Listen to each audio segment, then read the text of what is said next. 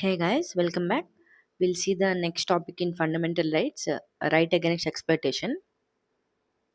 Okay, so this right against exploitation protects individual from the abuse and coercion. The Article 23 and 24 talks about this.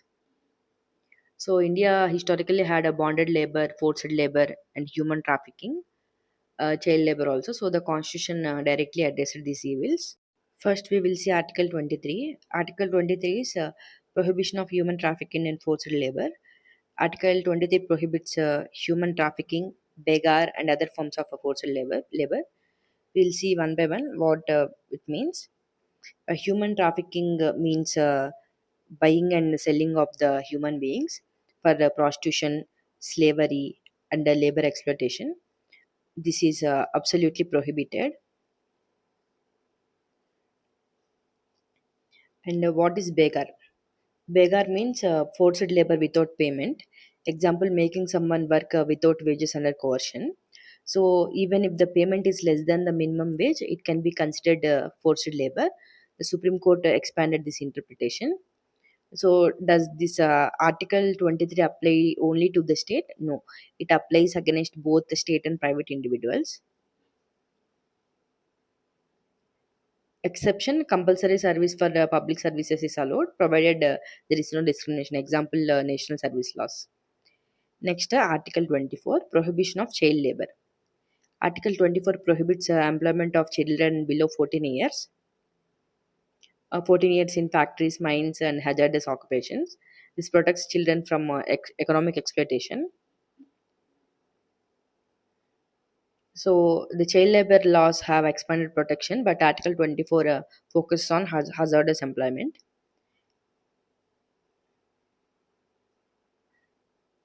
So here the broader perspective is Article 23 and 24 connect strongly with Article 21, right to dignity and directive principles and welfare of state. Next we will see right to freedom of religion.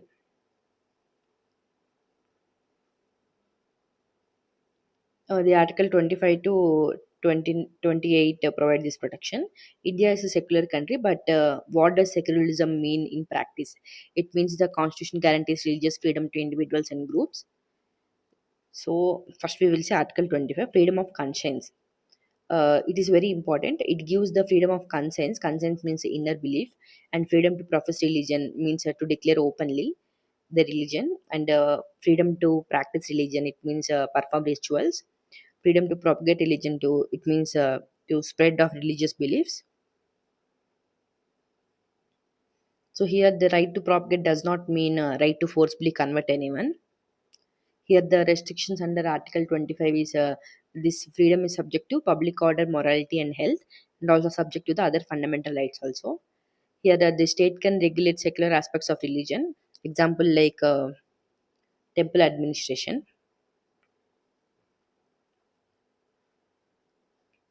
public order, morality, and health.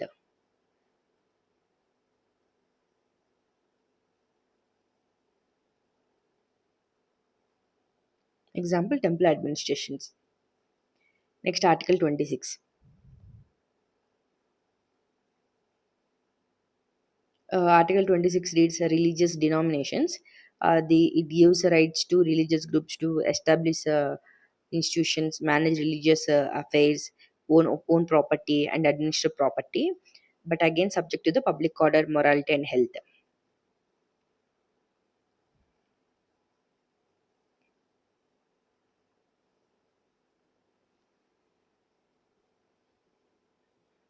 Public order, morality, and health. Okay. Next, Article 27, freedom from religious taxation.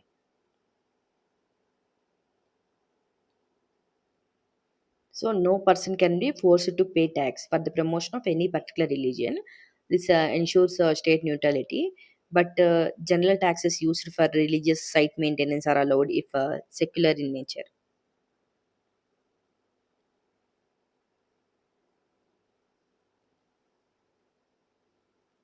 Next, Article 28, religious instruction. This explains three situations. The fully state funded institutions. Here, if the institution is funded fully by the state, no religious instruction is allowed. And if the institution administered by state but established under endowment or trust, religious instruction is allowed. And third one, private institutions, religious instruction is allowed.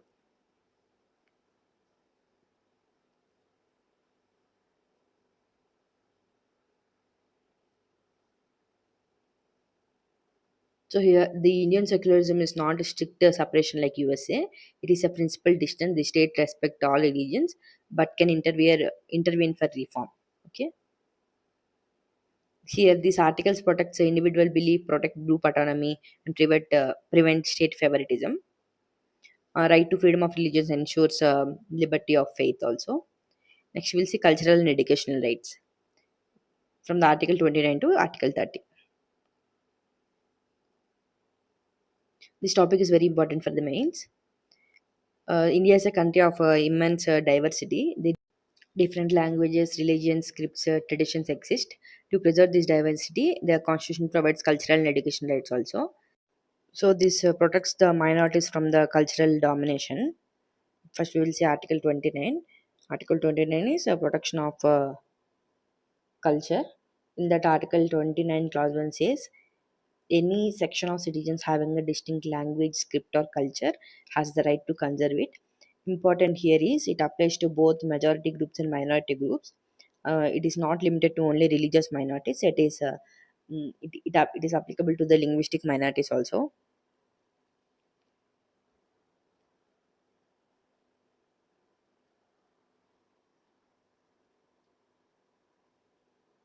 Next, Article 29, Clause 2.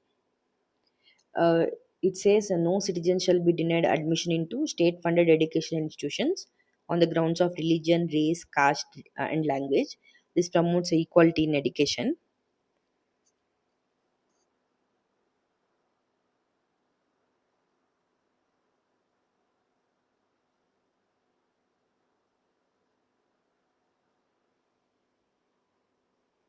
Next, we will see Article 30, Minority Educational Institutions. This is the most important provision. Article 30 gives religious, and linguistic minorities the right to establish education institutions and administer them. This ensures minority identity is preserved. So, if you can see, the question is who is minority? The minority is determined at a state level. It is not determined at a national level. It is the most conceptual clarity. Okay, let's say if one religion is a majority in that state, then it will be considered as majority and minority in there. Okay, let's say as we are a Hindu majority country, in one state the Muslim population is major and Hindu population is minor, we will consider the minority as a Hindu religion population.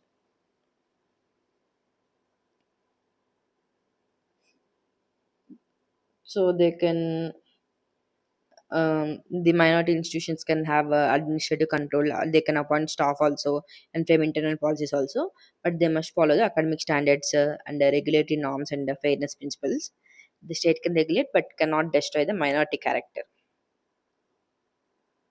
So this Article 29 gives the cultural protection and Article 30 gives the institutional protection. That's all for today. See you in the next class. Next we will discuss the right to constitutional remedies. Bye bye.